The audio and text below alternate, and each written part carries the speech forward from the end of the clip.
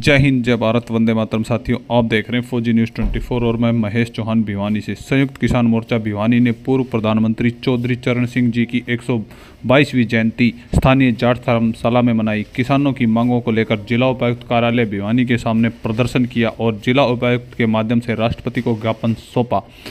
प्रदर्शन की अध्यक्षता किसान सभा से करण सिंह जेनवाल ने की। भारतीय किसान यूनियन चडूनी से राकेश आर्य, बीकेयू टिकैत से चांदीराम कुंगड़ आदि मौजूद रहे। देखें मिंटू सैनी की यह रिपोर्ट। महीने आंदोलन चला। 9 दिसंबर 2021 को जो वायदा किया था कि एमएसपी की संवैधानिक गारंटी दी जाएगी और बिजली का निजीकरण नहीं किया जाएगा, किसानों से बात की जाएगी और किसानों को ऋण मुक्त किया जाएगा, किसान मजदूर को। वो वादा जो किया था केंद्र सरकार ने, उससे वो मुकर चुकी है। और पिछले अभी फरवरी 2024 से जो आंदोलन चल रहा है खनौरी बॉर्डर और शंभू बॉर्डर पर, उन किसानों को पैदल भी नहीं जाने दे रही सरकार।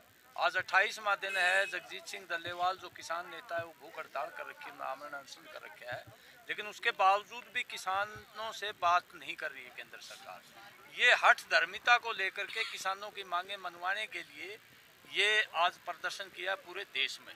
और हम एक बात केंद्र सरकार को बता देते हैं कि वो ये सोचती है कि 2 किसान मोर्चे हो गए, एक गैर राजनीतिक हो गया, एक किसान मोर्चा पहले से ही था।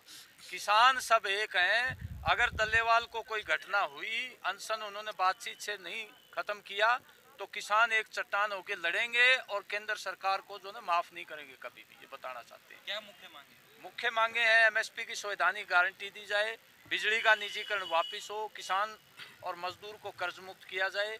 ये हमारी 3-4 मांगे हैं।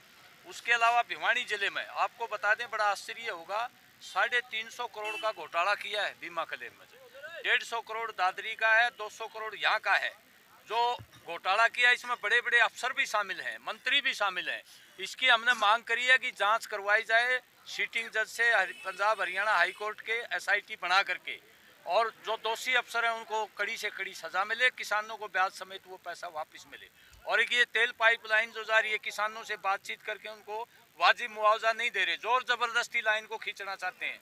हम प्रशासन को ये कहना चाहते हैं, बैठ करके बातचीत करके न्यायोचित मुआवजा इन किसानों को दे, अन्यथा यहाँ किसानों का बहुत बड़ा आंदोलन होगा, ये बता देना चाहते हैं। तो आगामी आंदोलन की कुछ तैयारी भी है किसानों की? देखिए, आज ये पूरे देश में प्रदर्शन किया है और शीघ्र ही बैठ करके आगामी आंदोलन आएगा। जब हमारा ध्यान अब ये है कि जो शंभू बॉर्डर और खनौरी बॉर्डर पर जो घटनाक्रम है उसको हम देख रहे हैं, और वो अकेले किसान संगठन नहीं है, बाकी सारे किसान संगठन संयुक्त मोर्चा उनके साथ लग जाएगा।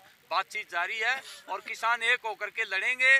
केंद्र सरकार जो जोर दरवाजों से अलग अलग कानून बना के जो 3 काले कानून वापस लिए थे उनको दोबारा से लागू करने की कोशिश कर रही है। कहीं मंडी कानून के नाम से ला रही है, भूमि अधिग्रहण कानून बना दिया हरियाणा में पिछले दिनों। तो ये साजिश उसकी कामयाब नहीं होने दी जाएगी। जिस तरह का वो आचरण कर रहे हैं, केंद्रीय गृह मंत्री हमारे बाबा साहब अम्बेडकर का अपमान किया है, ये भी देश की जनता देख रही है। हमारे जो शहीद थे, आज़ादी के नेता थे, जिन्होंने संविधान बनाया और इस देश को आगे बढ़ाया, आज उनका अपमान किया जा रहा है। ये भी देश और किसान मजदूर सहन नहीं करेंगे कभी।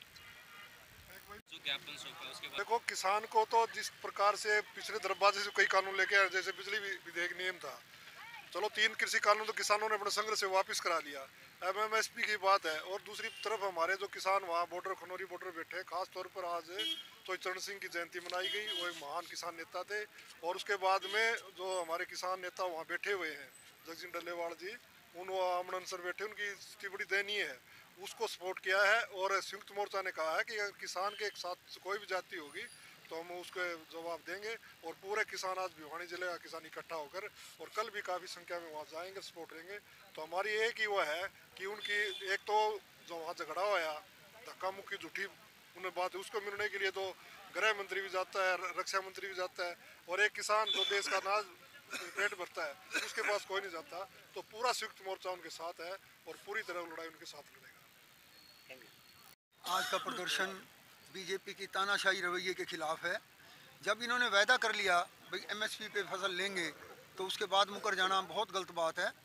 ये बीजेपी सरकार ने ऐसा माहौल पैदा कर दिया, नफरत का माहौल, अशांति पूरे देश में, ये बहुत गलत बात है। सरकार को सोचना चाहिए। हर सरकार ये सोचती है कि देश में शांति रहे, लेकिन ये पहली सरकार है जिसकी सोच ही है कि जितनी अशांति फैले, लोग इधर के उधर भागते रहें।